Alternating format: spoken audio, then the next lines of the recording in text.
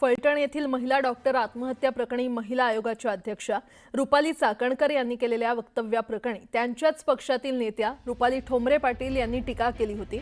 यानंतर राष्ट्रवादीकडून रुपाली ठोंबरे यांना नोटीस पाठवण्यात आली असून 7 दिवसात खुलासा मागितलाय। पक्षाच्या नोटीसनंतर रुपाली ठोंबरे पाटील यांनी पक्षाध्यक्ष अजित पवार यांची पुण्यामध्ये भेट घेतली।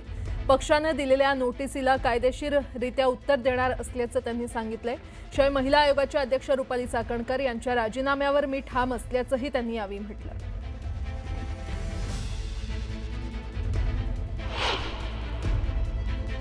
महिला अधिकारी असतील तिला त्यांचा तपास करायला द्या, कारण दोघी वेगवेगळे सांगतात, दोघींच्याकडे वेगवेगळे व्हिडिओ आहेत, दोघींच्याकडे वेगवेगळे सोशल मीडियामध्ये एकमेकाला ट्वीट केलेलं असं काही काही बरंच आहे।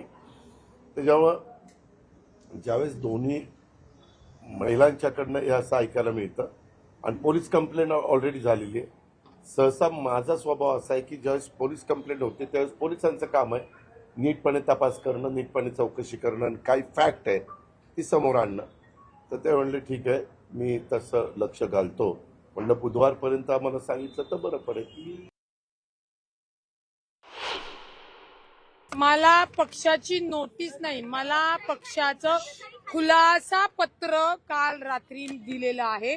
त्या खुलासा पत्रामध्ये जो काही मजकूर आहे तो मी तुम्हाला माझ्या सोशल मीडियातनं तुमच्यापर्यंत पोहोचलेला आहे की मी जे काही महिला आयोगाच्या अध्यक्षा त्याच्यानंतर प्रदेश अध्यक्षा यांच्या बाबतीत माध्यमावर वक्तव्य केलं त्याचा खुलासा मला माझ्या पक्षाने मागितलेला आहे।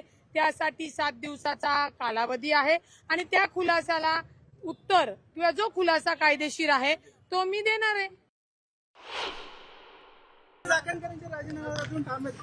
राज्य महिला आयोगाचा राजीनामा त्यांनी दिला पाहिजे, ही जी काही मी मानले ही त्याच्यावरती मागणी माझी केलेली जाईल।